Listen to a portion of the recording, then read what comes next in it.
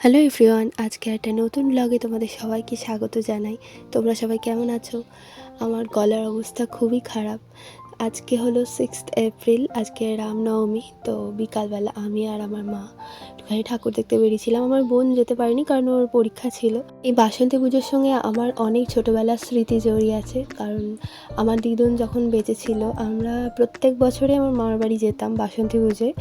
এখন এই ৩-৪ বছর আমার দিদুন মারা যাওয়ার পর আর অতটা যাওয়া হয়ে ওঠে না পরিস্থিতির চাপে। আমার দিদুনের সব বোনেরা মাসিরা সবাই আসতো, তারপর আমরা সত্যমাতৃকার তলায় যেতাম, ওখানে মালসা দেওয়া হতো। মালসা নিয়ে আসার সময় খুব আনন্দ হতো আমাদের, প্রায় ৭-৮টার মতন মালসা হতো, সবাই মিলে নিতাম আমরা, দারুণ মজা হতো আসার সময়। এরকমের খেলা হতো, মোমবাতি জ্বালানো, হাঁড়ি ভাঙা, যেমন খুশি তেমন সাজো। আমরা ভাই বোনেরা সব কটায় পার্টিসিপেট করতাম।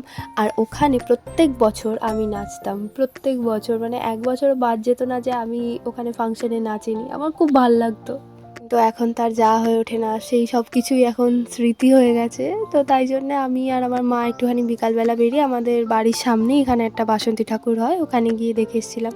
মায়ের মুখটা দেখে সত্যি মনটা ভরে গেল, মনে অনেক শান্তি হলো।